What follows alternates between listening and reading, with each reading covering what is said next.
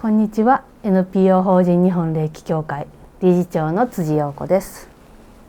いつも応援ありがとうございます。今日はね、疲れをもらっちゃいやすいんですっていう体質の人について話してみたいと思います。霊気を学びに来られる方の動機はね、いくつかあるんですけれども、そのうちの一つでね、人混みが辛いとか、満員電車がもう辛すぎるとか、あるいは病院とかそういうところで勤務してるんだけれども、疲れてる人やしんどい人がたくさんいる場所がきついっていう人、こういう訴えが多くて、で、なんで霊気学びに来られましたって聞いてみたら、お友達で同じようなことで悩んでる人が、霊気学んでからそれがあんまり気にならなくなった、楽になったっていうふうに聞いたんで、ちょっと半信半疑ながらちょっと来てみましたみたいな人がね、案外と多い。で、もう分かるって感じです。私もよく分かります。これね、名前がついています。エンパスっていう名前がついてます。よかったらまた検索で調べてみてください。エンパス体質の人のことをエンパシーって呼んだりもします。エンパスかエンパシーで調べてみてください。これね、日本語に訳すと共感能力者っていうことです。厳密なことを言うと、多分英語のニュアンス的にはエンパスではなくて、シンパシーを感じるのシンパシーの方が多分近いのかなと思うんだけども、とにかく日本語ではエンパスとかエンパシーっていうふうに、名付けられています。和製英語というかね。で、ちょっと簡単に説明してみると、共感能力が高すぎるっていうのはどういうことかっていうとね、要は空気読めすぎちゃうってことです。で、空気読めるのは日本人のたしなみというか美徳というかいいところで、実際にね、私仕事で世界各国のいろんな方と、人種民族の方と接しますけれども、日本人をはじめとする、私の感覚ですけど、湾岸沿いのアジア系の民族人種の人は他の人種民族に比べ共感能力の高い人が多い、空気を読める、人が多いように感じてます。だから、中国の、湾岸部、北京、上海、それから下へ下がっていくとフィリピン、インドネシア、それからタヒチ、フィジー、ハワイで、反対側に行くと、南米の、太平洋側の沿岸ですね。それから、上に上がっていって、ネイティブアメリカン、そしてネイティブカナディアン、上の方に行くとエスキモーとかイヌイットとか、そういうような原住民の方ですけども、こういうような、特にモンゴロイドの人ですねは、全般的に人の気を読む、空気を読むのが長けている。これ多分ね、遺伝するものなのかな、体質なのかなって思ってます。とにかく生まれつきのものです。あんまり生まれつきなんで大きくは変えれません。体質なんで。けれどもいいこともいっぱいあるよね。空気読めないより読めた方がいいこともたくさんある。メリットもいっぱいある。これね、一つの性質なので、デメリットとメリットと両方あるんですね。裏表がね、あります。なのでポジティブな側のメリットとしてはね、断然人に気配りができるってことです。なのでそういうことができる人に向いてる職業ってあります。カウンセラー、共感能力があるのが前提です。カウンセラー、それから、ホスピタリティを発揮するような職業の全般的なもの、福祉、介護、病院、医療、マッサージ、リラクゼーション系、だけに限らず、例えばホテル業とか秘書とか、あととにかく旅館の仲居さんとかもいいし、飲食とかね。今昨今この21世紀に入ってきてから、ホスピタリティっていうのは非常にビジネスの中でも注目されている分野ですけども、気配り、気遣いがうまくできる。これは相手が今何を欲しているかっていうのを察知する能力が高いからできるってことです。もちろん訓練でもある程度いきますが、そもそも最初からあんまり共感能力高くない人も世の中にはいるのね。そういう人はマニュアルに沿って、研修に沿って、こういうケースではこういうふうにやるっていうふうにしかできないので、なかなかお一人お一人のニーズに細やかに対応していくっていうのが苦手だったりしますが、エンパス体質の人は得意です。難なくやっちゃってると思います。でね、案外とね、ちょっと余談ですけど、苦もなく簡単にやれることっていうのは自分の才能資質や強みっていうふうには感じにくいんですよ。っていうのは自分が簡単にやれてるからね、他の人もそれぐらいのことは分かるしやれてるんだよねって思い込んでたりするからです。まさか他の人はそこまでできないって考えないからです。でもそういうメリットがあります。強みがあります。で、一方今日は疲れちゃうんですよっていうね、そのデメリットの方についてお話ししたいと思います。これはね、どういうことかというとね、エネルギー的に言うとね、相手の方が発信している周波数があります。病気の方は病気の周波数だし、今悲しみの中にいたり辛い人は辛かったり悲しみの周波数を発してるんですね。オーラですね、雰囲気。これを空気読める人はキャッチしやすいんですよ。でもどのようにキャッチしてるかっていうとね、生まれつきもう多分物心つく前からやってますけど、そのエネルギーをって見つけると自分からこうね合わせに行くんですよ。チューニングして。でカチッてチューニングが合うと、まるで昔のラジオの周波数ヘルツを合わせるようにカチッと合うとうわって相手の情報が流れ込んでくるような感じでキャッチできるわけですよ。で、なるほど、今こんな風に辛いのかとか、こんな風に痛いんだとかね、これが流れ込んでくる。これね、もちろんエンパス体質の人の中でもね、すごくエンパス体質が強い人とエンパス体質ぐらいのそんなに日常困らないよっていう人とこうバリエーションはありますよ。でもおおむねそんな感じなの。つまり自分から相手の情報をキャッチしに行ってる。そしてカチッて波動共鳴でつながった時に相手の情報が言葉とかではなく出してる雰囲気、エネルギーの状態がガッて流れ込んでくるっていう感じね。なので、これが空気を読めちゃうっていうののエネルギー的な説明ですけども、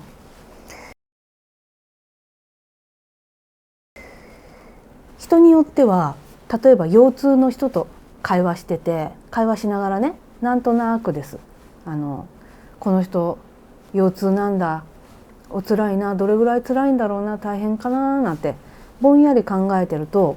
ガンってその人の腰痛の状態が自分の体に再現されてしまう人がいるんです。これエンパス体質の中でもかなり強いエンパスですね。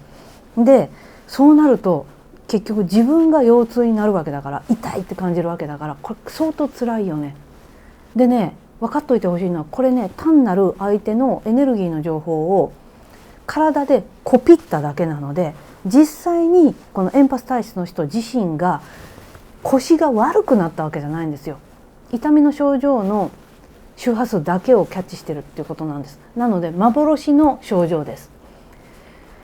でもそれにしても痛みを感じたりとか重だるさを感じるとしたら、これ辛いよね。じゃあどうしたらいいんだろうっていう話なんですけど、これ案外と不思議と霊気のアチューメントを受けられたりすると、で家でセルフヒーリングされたりとかするとね、元へ戻りやすいんですよ。要は相手のエネルギーを受けちゃってる状態っていうのは相手に合わせちゃってるので、はっきり言うとブレてるんですよ。ブレをね、自分らしい周波数、本来の自分に戻すっていうのが結構霊気でやりやすくなる。これなんかね、ここだけ聞くと霊気協会の理事長だからね、霊気の CM してんでしょっていうふうに聞こえるかもしれないけれども、結構口コミでね、そういう人が学びに来る人が多いっていうことはまんざらでもないと思うんです。だってこういう人ってね、若い頃からそうだから、もうありとあらゆるいろんな方法を試してるはずなのよ。にもかかわらずそれが起こりやすい。そして人知れず苦しんできてる。それがお友達もよく似たね、似た者同士友達になりますから、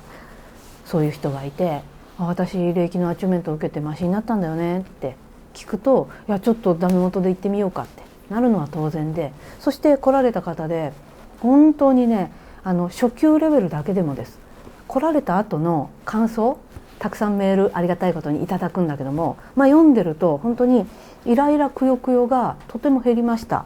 でイライラくよくよしてる時間がね、前はものすごく長かった。下手したら1週間ぐらい引きずっちゃったり、3日ぐらいでもしんどいよね。で夜寝られなかったりね、イライラしすぎて。これがねどんどん時間が短縮されてきて、でゼロにはさすがにならないですよ。だって日々生きてるとイライラくよくよすること起こっちゃうもん。だけれどもその時間が短くなって、昔ほど悩まなくて済むようになったっていう感想がね、ものすごいたくさん来るんですよね。おおよかったって嬉しいんですけどね。そういうことです。なんでイライラくよくよのメカニズムが減るのかっていうことはね、ちょっとね初心者の人にはね説明してもね伝わりにくいかもしれない、上級の教えになってくるんですよね。なのでもったいつけてるわけじゃないんですけれども、ちょっと今日のこのテーマでは話すのやめときますが、とにかく減ってくる。要はね、イライラにしろくよくよにしろ悲しみにしろ怒り不平不満にしろ、この状態のあなたっていうのはあなたらしいあなたではないんですよ。本来の本質のあなたとつながってない状態です。それがね、イライラくよくよが減ってきた、戻ったっていうことは本質のあなたに戻った、つまりブレが戻った、っていうことね。でブレを戻すのに結構霊気のアチューメントを受けとくとブレ戻しやすくなるので便利っていうことです。じゃあその上でね、私がやってるいろんな工夫、私も長年苦しんできたのでどういうふうにやってるのか、ちょっと使えそうなのもあるかもしれないのでお伝えします。これ霊気学んでない人でも使えるかもしれないなと思ってます。まずね、どなたかとお話ししている、で辛そうだったりしんどそうだったりする。そしたらもう自動的にわあお辛いんかなって考えてしまう。合わせにいっちゃうんですね、こうチューニングをね。で相手の醸し出しているオーラの周波数に自分を合わせちゃう。合わせちゃったら情報は来る。ああこんなに辛いんだは来るけど、自分自身がまるで辛い出来事起こってないのに、出来事が起こったかのようにリアルに辛くなってしまうわけですよ。これが感情移入ね。この体験はもちろんエンパス体質じゃない人でも誰でもあると思います。映画とか見て入り込んじゃったりとか、漫画とか読んで夢中になっちゃう。これなんかもう主人公になりきって主人公の気分になってハラハラしたりワクワクしたりやったって思ったりとか悔しいとかあるでしょ。あれ感情移入だから、感情移入の経験は誰でもあると思う。周波数を合わせに行く。これがねエンパスじゃない人は映画とかドラマ見たりとか小説読む時にその時だけ合わせに行ってるんですよ。でそれ以外の時は合わせずにいるってことができるんだけど、エンパスの人の厄介なのは無自覚なまま半自動的にしょっちゅう合わせに行っちゃうのよ。だからしんどいんよね。だからまずね、合わせに行っちゃってるんだっていうことに気づいてほしいんですよ。ここからスタートです。私が合わせに行ってるんだっていうこと。しんどい人がいる空間だからしんどいんだじゃなくて、私の体質なんだ。そして私は半自動的に合わせに行っちゃう。それはある意味才能資質であるけれども、いい場面ではすごく使える場面もいっぱいあるんだけれども、そうじゃない時にはしんどさをバーンって受け取ってしまって体調が悪くなったり気分が悪くなるので、しんどい厄介だっていうことですよね。まずここに気づく。自分が合わせに行ってんだよっていうことね。そしたら合わせに行ってるのを切るっていうことです。私のイメージではね、また相手の方にねコンセントをガチャンってね差し込んじゃったみたいな、コンセントを引き抜くイメージ、頭の中のイメージでガチャって引き抜く感じね。これで波動共鳴を切る感じです。周波数をあえて合わさない、波動をずらすようなイメージです。コンセントを抜く、コードでつながっちゃってるようなイメージの人はコードを切る、コードカッティングっていうのもね、これも有効かもしれないです。イメージの中でやってください。私はもう切ったからこの人の辛さは流れ込んでこないぞっていう風な感じね。でね、次にねちょっと上級クラスになるかもしれないけれども、こういうのもいい。ついついねお辛いんかなとか大丈夫かなとかっていう風にね合わせにいっちゃうんですけれども、まるでそこにいる私とその人2人だとしても、まるで第三者のような視点で相手の話を聞く、新聞記者のようにというかね、そうすると多少ね影響を受けづらくなったりします。であとはね、霊気を学んでおられる方向けの対策になってきますけど、まず呼吸法、日本伝統式霊気法、自己鍛錬法で、自分のオーラを強く大きくしてから現場に向かう、エネルギーの法則の話はまた別の動画で撮ってますから、それを見てもらったらいいんですけれども、プロテクトになるんですよ、強く大きくするとね。でその状態でその現場に入るっていうこと、それから、これ自分に結界を張ってるのと同じことですね。それからね、他にはね、グラウンディングです。グラウンディングができてればできているほど他者の影響を受けづらく、ぶれにくい、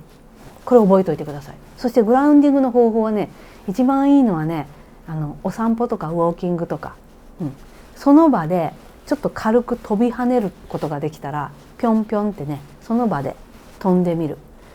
飛び跳ねたら下の階の人にどんどん響いちゃいますよっていう場合はね、その場で足踏みをする。その時もね、かかとをしっかり落とすっていうことをね、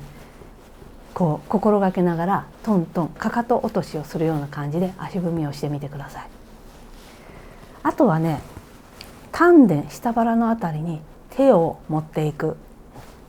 これでもねいいんですよ。下腹の方にねガーッとエネルギーが上の方に上がってた気がね下へ降りてくるんでね、で下半身の方にエネルギーを充足させたい、たくさん持ってきたいんですね、ボリュームをね。これがグラウンディングなんでね、こういうふうにするとねぶれにくくなります。自分の軸をしっかり保てます。こんなこともやるといいしね。あとはね、手っ取り早いのは一人きりになれる空間にピャってちょっと逃げ込む。職場だったらお手洗いとか、ほんでね、ふーってね、普通に深呼吸するだけでもいいです。呼吸法とかしっかりやらなくてもそれでもいいし、あとはね、霊気の技法の中では霊気シャワーっていうのがあるんですけど、これ最高にグラウンディング短時間で早くできるんですよ。もう3往復ぐらいやったらねガーッて下へ降りますから、上手にできるようになってきたらもう早いの。これもとってもいいです。こんな感じでね日々使っていってもらえると、エンパス体質の人も言っときます、生まれつきの体質なのでゼロにはなりません。そしてあなたの才能資質でもあるのでゼロにもしてほしくないです。生きていく中でとってもこれは素敵な資質でもあるんですよね。けれども日常生活でそんなに辛くならないように、気にならない程度にその度合いを弱めることは可能です。ぜひトライしてみてください。そしてね、騙されたと思ってアチュメントに来てみるのもいいと思いますよ。ぜひぜひです。今日の内容いかがでしたか？よかったらね、いいねを押していただいたりとか、チャンネル登録していただけるととっても嬉しい。それからね、霊気はやっぱりね、体感しないと、上達しないですし面白くないです。なので、すでに霊気を学んでらっしゃる方はうちの練習会来てください。どこのスクールの方ももうごっちゃ混ぜで一緒にワイワイやってますから大丈夫です。大歓迎です。それからね、霊気に興味がある人はね、騙されたと思ってアチュメント講座初級来てみてください。全国各地でやってます。最後にそれも迷うなっていう人はね、LINE アット登録してください。 LINE 登録よろしくお願いします。タイトルのところをねタップすると